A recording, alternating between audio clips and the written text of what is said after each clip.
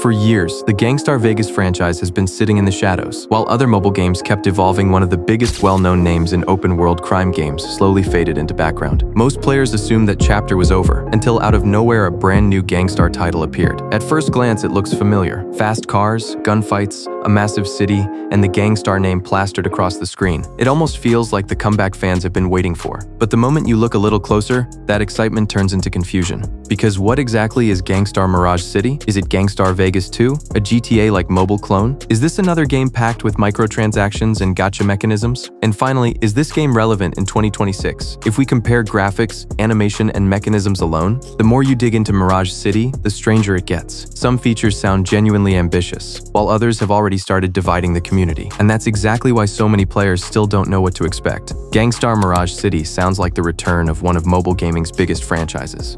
But in reality, it isn't trying to recreate the old Gangstar formula at all. Instead, it's taking the series in a completely different direction. Unlike the classic Gangstar titles that revolved around an offline story campaign, Mirage City is built as an online open-world action RPG where multiplayer takes center stage. Rather than following a single protagonist through a linear storyline, the focus shifts toward building your own criminal reputation alongside other real players inside a shared city. The project is officially licensed by Gameloft, making it the first Gangstar game in years to be developed outside Gameloft's traditional in-house approach. As for platforms, Mirage City is currently available on both Android and iOS, officially launching on August 2026. However, rather than a full global release, it will be a regional soft launch available across Southeast Asia, the Middle East, and Latin America, and Eastern Europe. Now, before you get too excited and hit that download button on release day, there's one thing you should know: the system requirements. Yeah, that's where many expectations burst. But however, keep in mind, this isn't a lightweight mobile game. While the minimum requirements can fetch you to the city, the experience isn't always going to be smooth. From what players have reported so far, devices powered by a Snapdragon 845 can run the game. But if you're aiming for stable frame rates and top-tier visual quality, phones with Snapdragon 8 Gen CPUs, especially newer generations, can deliver you a much more premium experience. And that's important because Mirage City isn't just another small mobile title. It's trying to deliver a large, connected open world with real-time multiplayer, detailed environments, and so much happening on screen at once. Naturally, that demands far more from your hardware than previous Gangstar games ever did. So this sounds something exciting, right? Now let's see what the core game offers. Because a game can have the biggest open world on paper, but if there's nothing worth doing inside it, that world quickly starts feeling empty. Starting with the map itself, Mirage City is built around a modern urban environment filled with highways, downtown streets, neighborhoods, and different districts waiting to be explored. It's not just designed for driving from one mission to another. The developers clearly want players to roam around, discover locations, and spend time inside the city instead of simply rushing through objectives. You can guess it's a blend of GTA, Cyberpunk, and Watch Dogs style. To make the world feel more alive, you'll come across NPCs moving through the streets, traffic flowing across the road, and a full day and night cycle that changes the atmosphere as you play. It may not be the most advanced open world on mobile, but it's definitely a step beyond what older Gangstar titles attempted. You spawn into the city, start exploring, complete activities, fight enemies or rival players, earn money, unlock better equipment, purchase faster vehicles, expand your criminal empire through businesses, and repeat the cycle like GTA Online. And you wait for new updates to arrive so you can attempt new missions and explore more objectives. It's a structure that's much closer to modern live service games than the classic Gangstar formula. And because this experience is built around multiplayer,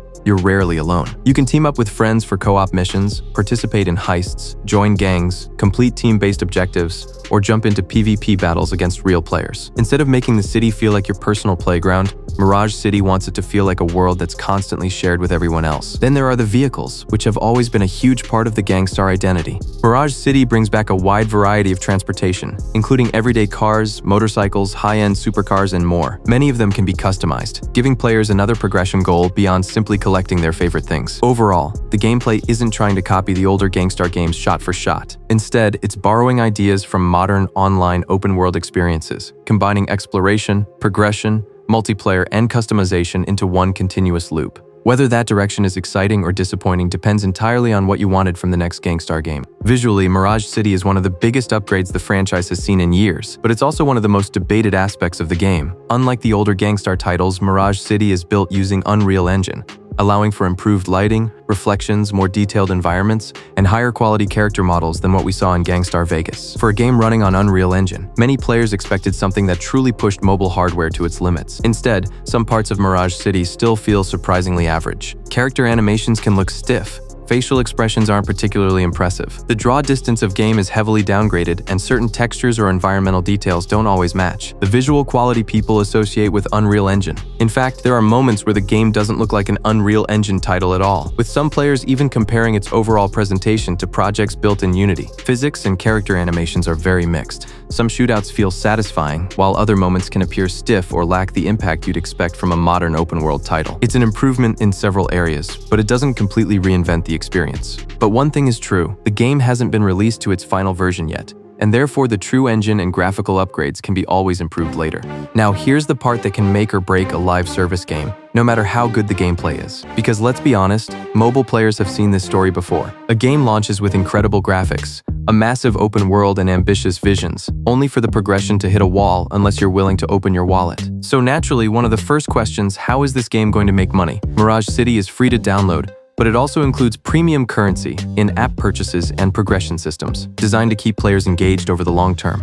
If you've played other live service mobile games, most of this will feel familiar. There's also a battle pass offering seasonal rewards, exclusive cosmetics, and additional progression incentives. On its own, that's not necessarily a bad thing. Battle passes have become almost expected in modern multiplayer games, and when handled fairly, they can provide value without hurting the core experience. Where things become more controversial is the presence of randomized reward mechanics, or what many players simply refer to as gacha. Instead of unlocking everything through direct gameplay, certain rewards rely on chance-based systems. And that's really the biggest debate surrounding Mirage City. Right now, the answer isn't completely black and white. If you're someone who spends money, you'll almost certainly progress faster. Premium purchases can help speed up certain aspects of the game and provide quicker access to various items. However, based on the game's current state, free-to-play players can still unlock content simply by investing enough time. The real question is whether that grind remains enjoyable or eventually becomes frustrating enough to encourage spending. At the end of the day, it's still too early to deliver a final verdict on Mirage City's economy. Live service games evolve constantly, and monetization often changes through updates after launch. What looks fair today can become far more aggressive months later. Whether Gangstar Mirage City succeeds or fails,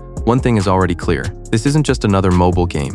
It's a kickstart of GTA-style games on mobile. For years, mobile players have been asking for something bigger. Battle Royale and extraction shooter-only genre is overly crowded and mostly covered in imperfections. A true open-world crime game that doesn't feel like a watered-down version of what's available on PC or consoles. Something with a living city, meaningful progression, and enough content to keep players invested for months instead of a single weekend is what needed for mobile gaming community the most. Mirage City is one of the few games attempting to deliver exactly that, and that's why its success matters far beyond the Gangstar community. If Mirage City proves that players still want large-scale open-world crime games on mobile, there's a good chance other developers would jump in. Just Cause Mobile, Watch Dogs, Mafia game series, Saints Row, and thousands of open-world games could be bought to mobile. We could see more studios investing in bigger worlds, better multiplayer systems, and higher production values instead of releasing smaller, short-lived experiences. And these kind of games are hard to make. Projects like this are too risky, too expensive, or simply not what every mobile gamer may want. So that's why early game success is necessary. Otherwise, we won't even see any open-world GTA or Cyberpunk-like game on mobile at all. So that was all the explanation I had from my side. But now I want to hear from you. Do you think Gangstar Mirage City is the evolution this franchise needed? Or should Gameloft have made Gangstar Vegas 2 instead? Are you a fan of this franchise and will you be playing it on day one? Or are you waiting to see how it turns out? Let me know everything that's popping up in your mind, because that's what matters the most. And I'll be down here reading all of your comments. So that was it. I'm Legacy. See you in next time. Fucking sweet, Chief. Hey, this whole running shit thing ain't too tough after all, is it? Up and at 'em. Just die.